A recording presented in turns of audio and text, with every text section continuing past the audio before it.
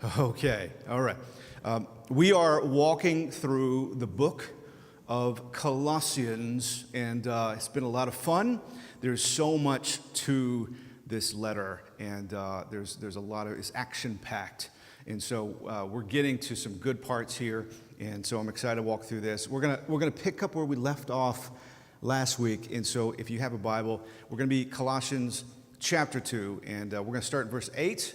It'll be up here on the screen. If you don't have your Bible with you, it's totally fine. But I'm going to read this verse, skip down, read a few more verses, and then we're going to come back and fill in the middle. So this is Colossians 2, verse 8. See to it that no one takes you captive through philosophy, empty deception, according to the tradition of men, according to the elementary principles of the world, rather than according to Christ. Let's skip down to verse 16, where it says this: no one is to act as your judge in regard to food, drink, or in respect to a festival, or a new moon, or a Sabbath day, things which are a mere shadow of what's to come. But the substance belongs to Christ. Let no one keep defrauding you of your prize by delighting in self-abasement, the worship of angels, taking a stand on visions he has seen, inflated without cause by his fleshly mind, not holding fast to the head, from whom the entire body, being supplied, held together by the joints and the ligaments, grows with a growth which is from God. If you've died with Christ to the elementary principles of the world, why, as if you were living in the world, do you submit yourself to decrees such as do not handle, do not taste, do not touch. Can't touch this. Which refer to things destined to perish with use in accordance with the commandments and teachings of men.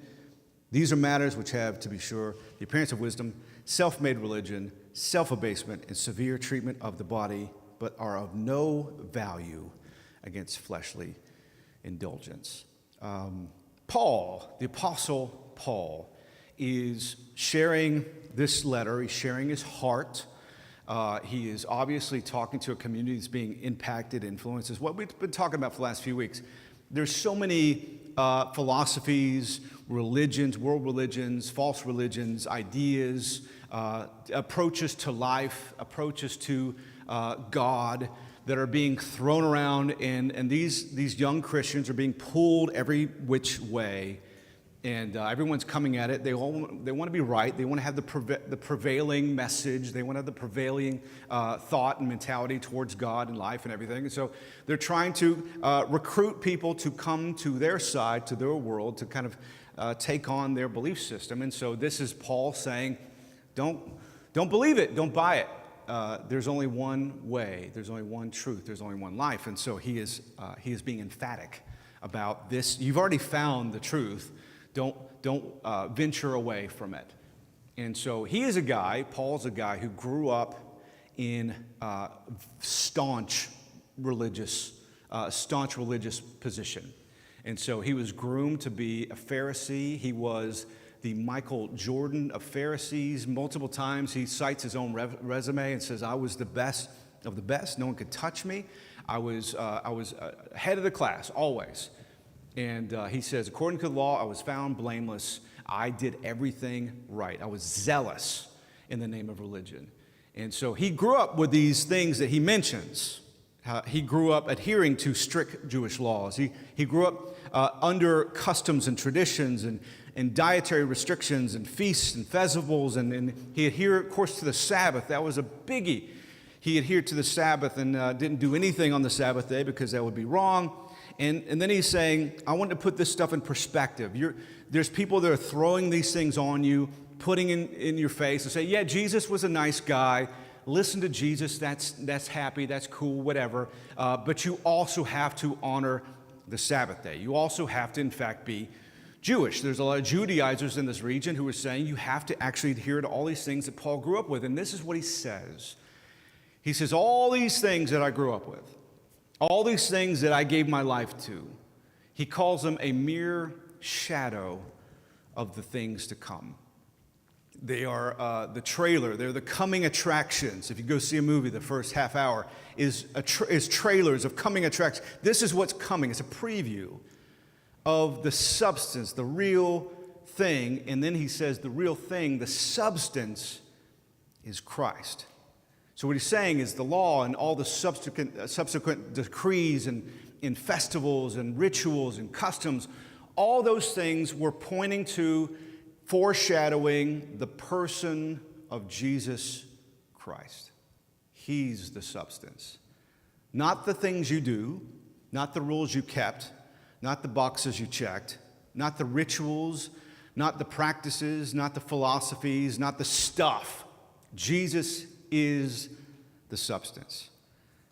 But for some reason, and I'm sure it's the case for these guys, but I'm sure it was also the case for a lot of us growing up in church, being around religion and being around Christianity growing up, sometimes, a lot of times, maybe even most times, the substance feels like it's the acts, the activities. Sometimes it seems like the shadows are more substantial than anything else. The things that we do for God, the boxes that we check, the approaches that we take, the things that we have accomplished, our resumes, our Christian resumes and accomplishments, our testimony, our anything that we have done or are doing, actively doing, those things become the substance of our lives.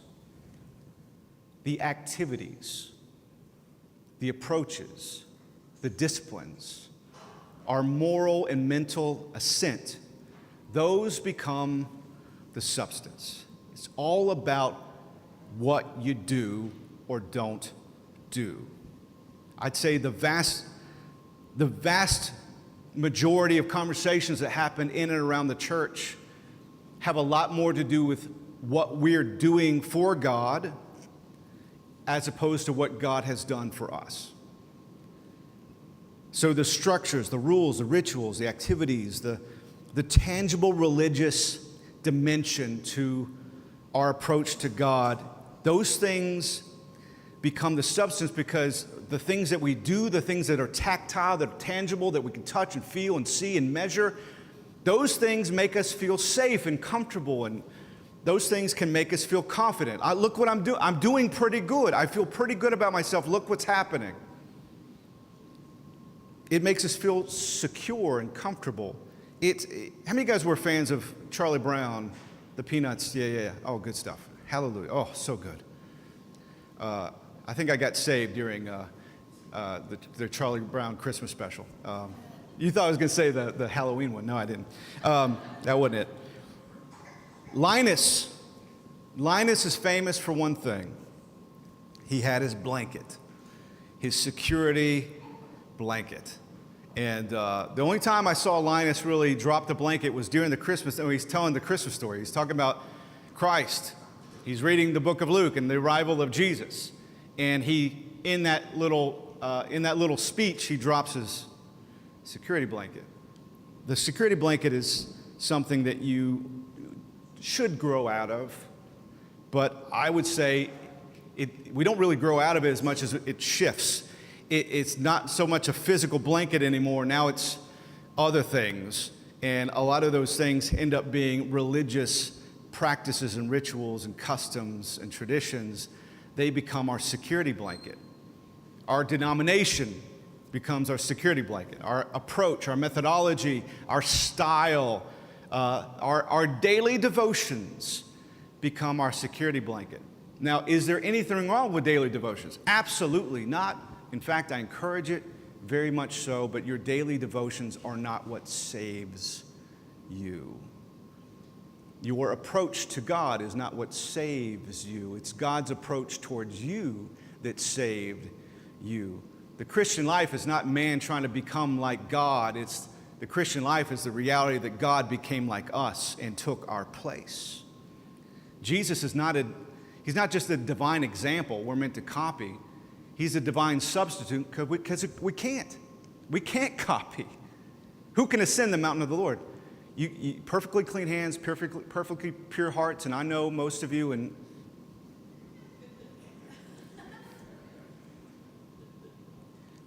Religious activity makes the unseen seen, and it makes the immeasurable measurable. It makes the intangible tangible. And I'm speaking from experiences, from all my experiences growing up. It makes us feel better because we can measure and quantify, and we can say, look what I'm doing. It puts us in the driver's seat. We like control. We like to be in control, and religion helps us feel like we're in control. In fact, where there's not control, where there's little or no control, when we don't feel like we're in control, then that's where fear sets in, and nobody likes fear.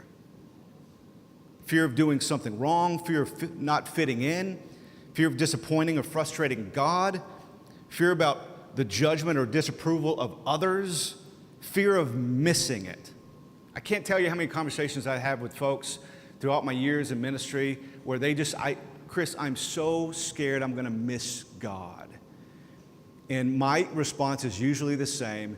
You already have, and you will, but here's the good news of the gospel. He will not miss you. He never has, and he never will.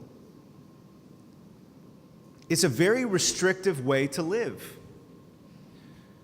To live a religious life, to live based on my good deeds, my good works, my religion is a very small, boxed in, fenced in life.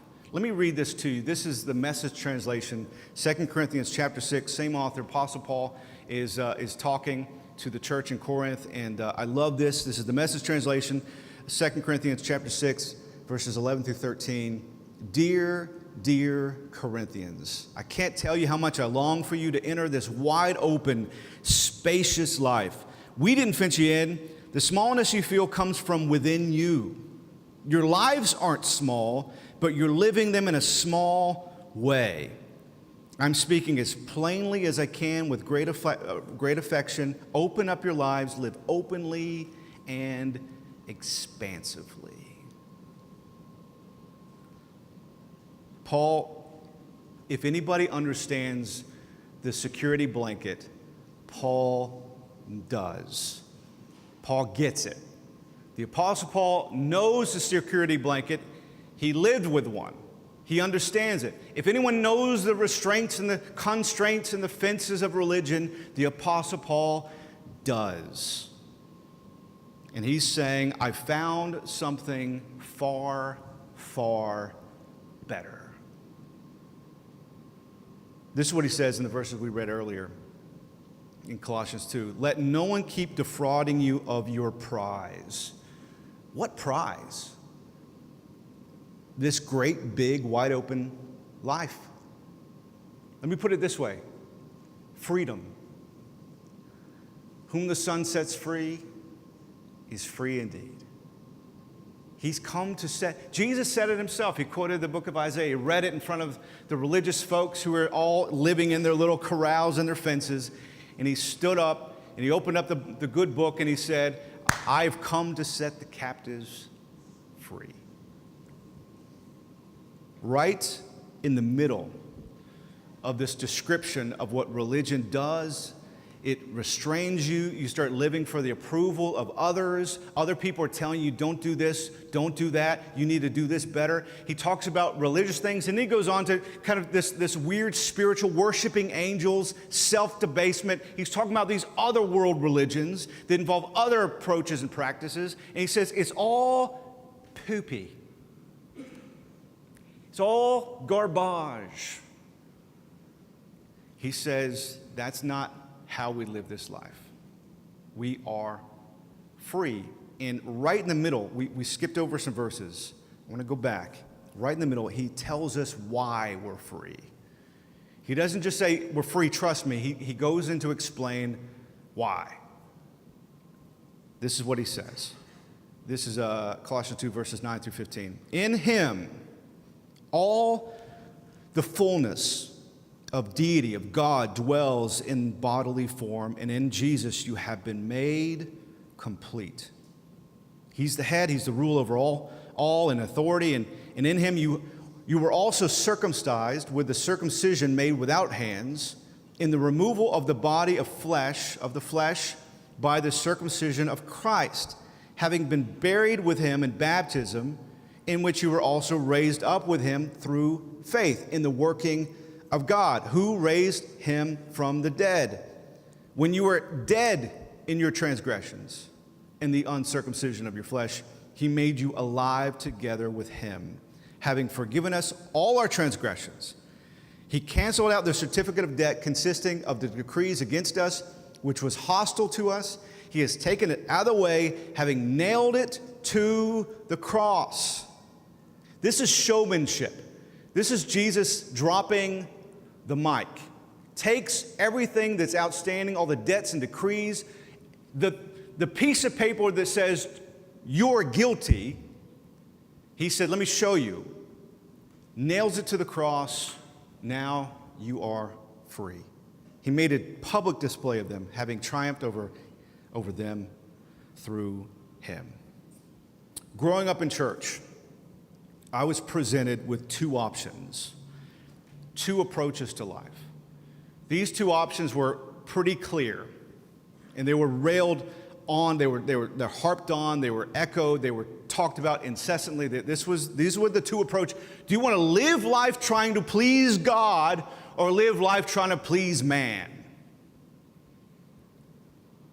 I see that on church signs. I've heard it I've heard it my whole life. These are the two paths. Live life trying to please God or live life trying to please man. Here's the truth. And maybe it took me longer than it should have to realize this. But luckily, by the grace of God, the lights came on. If those are my two options, I can't do either one. I'm just going to be straight up with you. I've tried to please people. I've done my best. I've exhausted myself. I've bent over backwards. I have tried with all my strength to love and to serve people. And you know what? There are people in the city who hate my guts.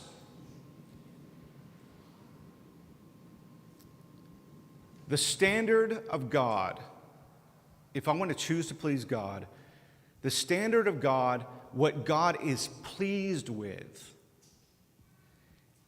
as Jesus said it on the Sermon on the Mount, God expects perfection. Jesus doesn't say, hey, be pretty good. He doesn't say, try your best. At no point does Jesus say, do your best and God will do the rest. What does he say? Be perfect. And then we like to reinterpret that. We like to water it down and make it achievable and doable because we want to be in the driver's seat. We want to be in control. We're like, okay, got it. I got my marching orders. What he means to say is be your best and do your best and try your hardest. No. He doesn't even leave it open for interpretation. He tells us the standard of perfection. He says, be perfect as my Father is perfect. Be God's level of perfect. Who the heck can do that? Absolutely nobody. He sets fire to the rain. I'm just kidding. I thought of Adele just then. He sets fire to religion.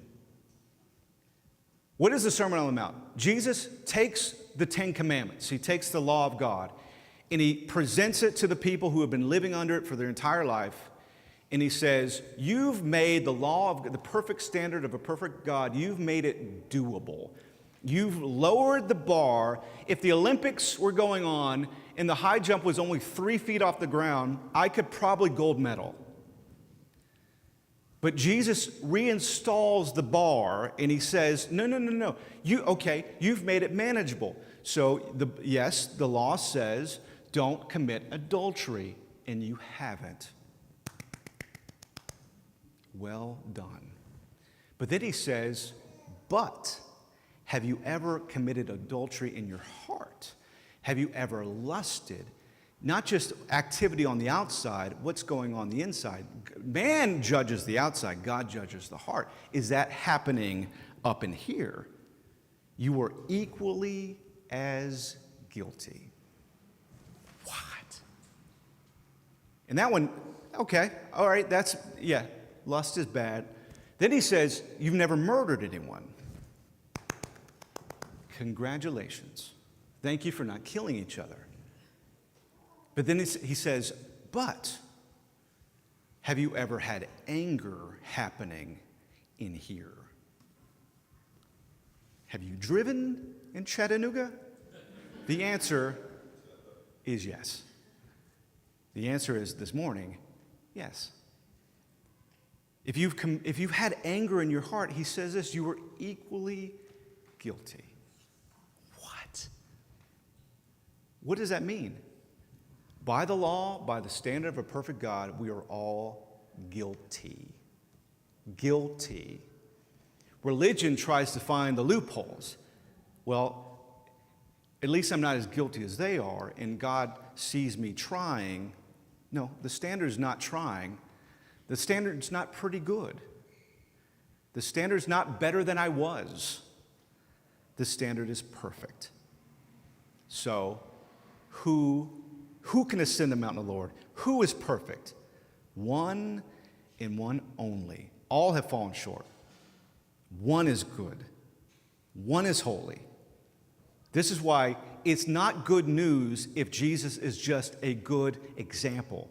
It's only good news if Jesus is a divine substitute. Otherwise, it's still bad news. He has taken our place. Think about this. In my flesh, I can't please God, but in him, this is what he says. Paul says it. All the fullness of deity dwells in bodily form. In other words, everything that you need to be for God to be pleased with you, Christ is for you. So now God's pleased with you because Jesus is perfect for you.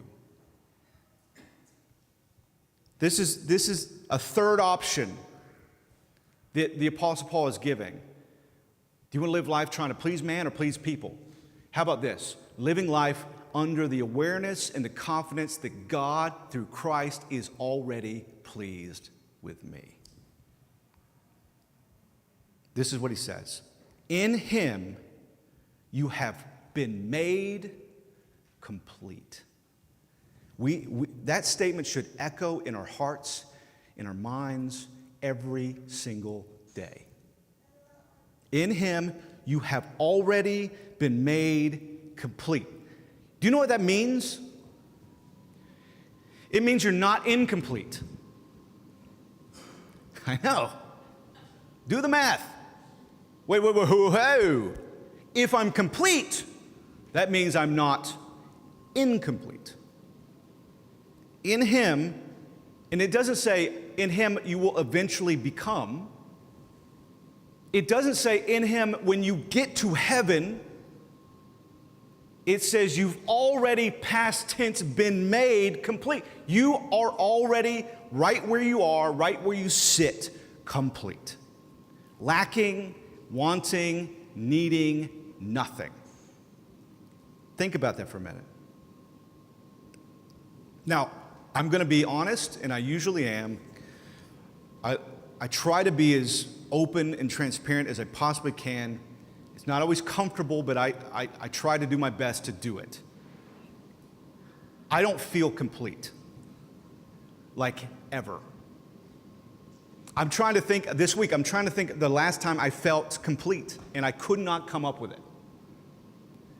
That probably means I never have felt that way.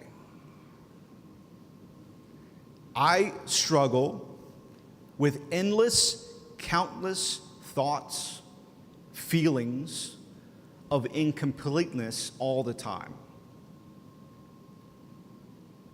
The vast majority of our life on this planet is spent in a desperate search, trying our best to find and define and discover things, anything, people, place, or thing that can bring completeness to our souls. In fact, a lot of our times, right where we are right now, we've got something in our crosshairs. Right now, we're thinking of something and living towards something and projecting ourselves towards something that we believe deep in our heart will inevitably complete us. We'll finally resolve this listlessness in our souls.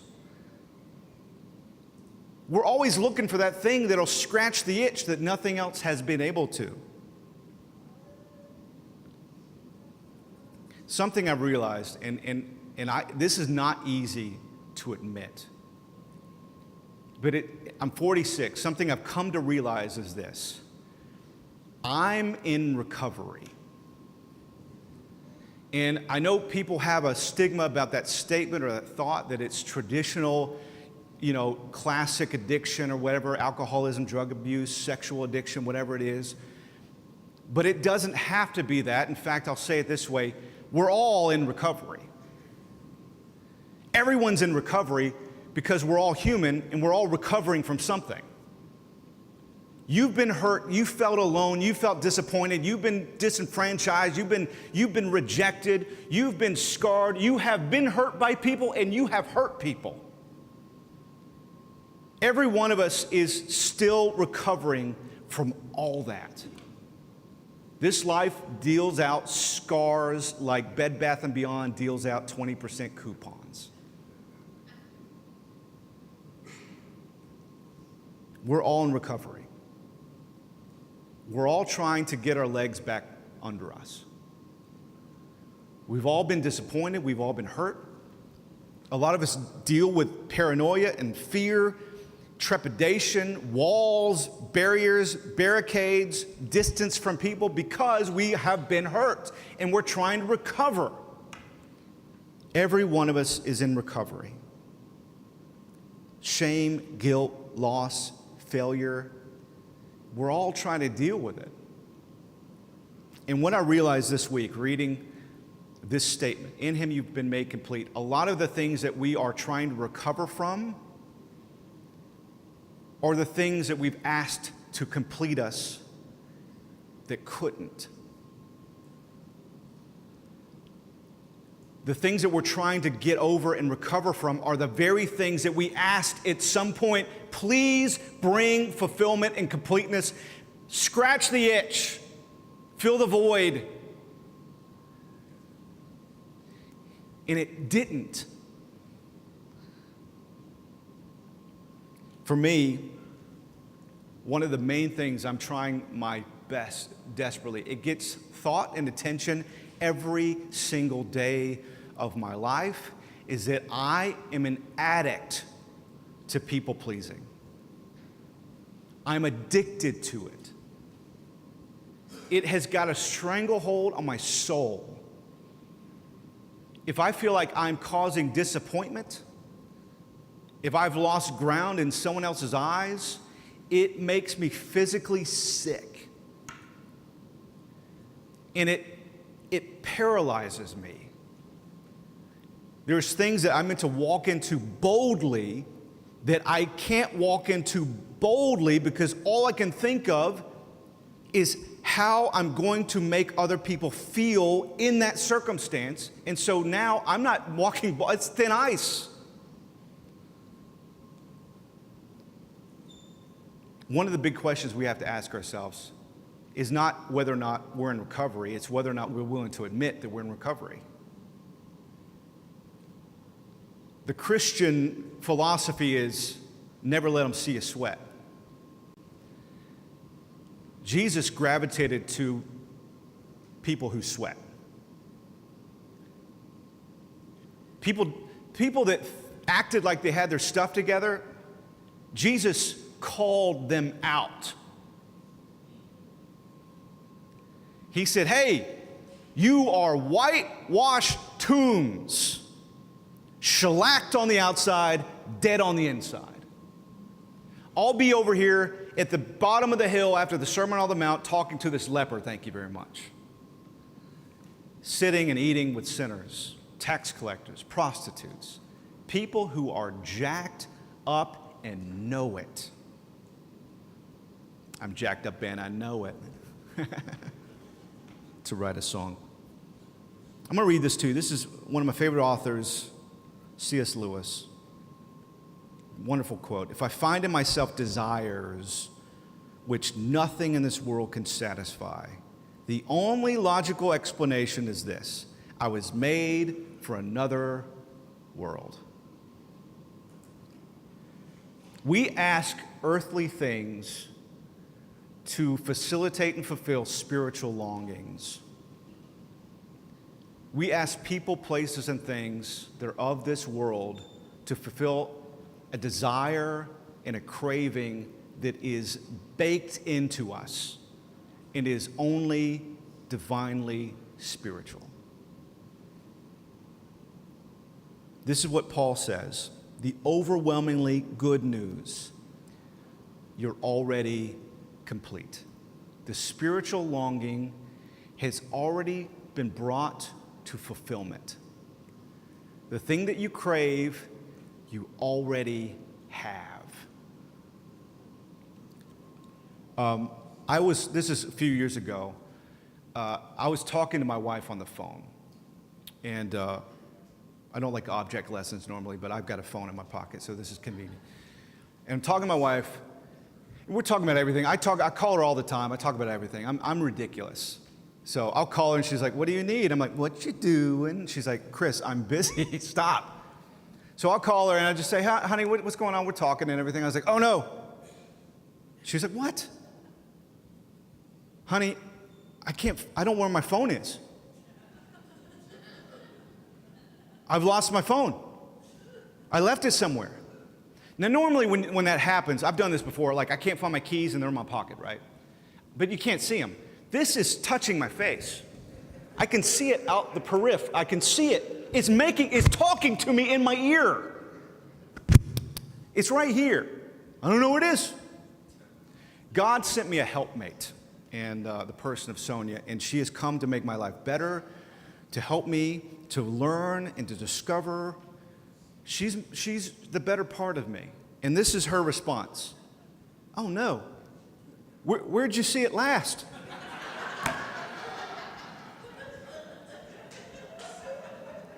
Thank you, Sonia. Yeah, it's fine. It makes for a great object lesson today. That's why it happened. You have Jesus. In a way, you can see him. You can see him out the periphery. You can see him working. You can see him moving. There's things that have happened in your life, every single one of them, that can only be chalked up to, look how good he is. You have felt his love, his healing, his restoration, his leading, his comfort, his support, his grace. You felt it. It's touched you. You can hear. You can hear the truth. You can hear the gospel. You can hear what he's saying through people. You can hear him. You know he's there. But there's moments in time where, like, I can't find it. I've lost it. And because we feel that sensation, the natural human response is to start grabbing. If you feel like the chair is falling, you're going to grab onto something else. You're going to start trying to grab other things.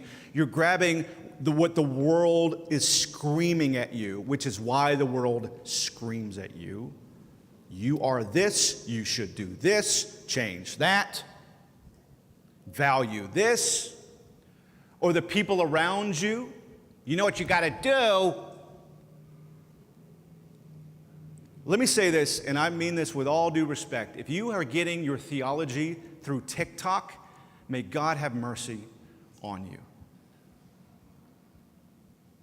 There is something so much bigger. And I want to say this, and I want you to hear me. So far, every single thing that we've reached for to fulfill us and to complete us has failed. And you're like, how can he know that about me? Because you're still looking. You call off the search when the search is over. We'll never call off the search because it's never enough. You're made for another world. We've been looking for what we already possess. Faith, the life of faith, is not a series of wild goose chases. The life of faith is not go out there and find and discover what you lack. The life of faith is a continual exploration into what we already have. You have everything. In Christ, you have everything. Jesus plus nothing equals everything.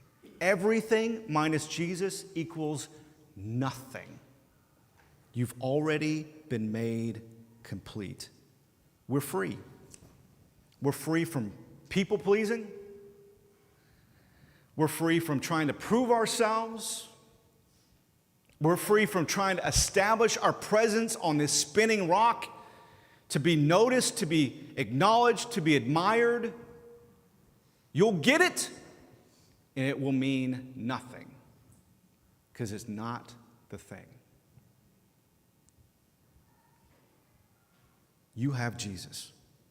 Therefore, you have everything. And because you have Jesus, this is his invitation. Come to me and find rest. Come to me and enter this wide open, spacious life, free. Free to enjoy every gift that God gives you. We are free from trying to use people in order to feel better about ourselves, and we're free to love them. We're free from the captivity, the slavery of trying to please and prove ourselves to everybody else, and we're free just to love them because we're already approved of. We're not working for it, we're working from it. You got it, you have it. If you ever question whether or not we're complete, if you ever question whether or not we have everything that we need, I want you to refer back to this, underline it, highlight it, write it on your mirror in the bathroom, in lipstick, do whatever you got to do. But this is what he says. The Apostle Paul says this, Colossians 2:13 through 15. He made you alive together with him, having already forgiven us all our transgressions, all of them, past, present, future. They're all under the blood. He canceled out the certificate of debt consisting of the decrees against us, which means you don't have to pay back what God has given you. You don't have to earn the salvation he's already freely given you. Those things are hostile towards us. He has taken it out of the way, having nailed it to the cross. He disarmed rulers and authorities. They've got nothing on you, and he made a public display about them, having triumphed over them through Christ. It is finished. This is the encouragement I want to close with. The moments where you feel the most incomplete, which happened for me a lot. In the middle of looking and Googling and scanning and surveying and trying to discover, what is it? What is this missing element? What's this missing ingredient? What am I missing here? What do I need to do? Lift your eyes. Lift your heads. You're looking in the wrong place. It's a beautiful statement. The angel of the Lord at the empty tomb. Why are you looking for the living among the dead? Why are you looking among death, temporal, for something eternal? The substance is Christ. The substance, what you need, is not here. It's not Googleable. It's not surveyable. Well, a friend of mine, listen, you don't know the contents of the friend's soul and the despair that's happening on the inside. You need Jesus. A lot of times, we need to make sure we're looking in the right place. When I feel incomplete, here's the question. Not what's wrong with me, it's what's right with him. Is he complete? Is he everything? Is he pleasing in the eyes of God? Has he lived a perfect and sinless life? Does he have all that he needs forever? Well, as he is, so are you. I want to pray. Just bow your heads, close your eyes. I just want to take a moment here and pray for you. I want to give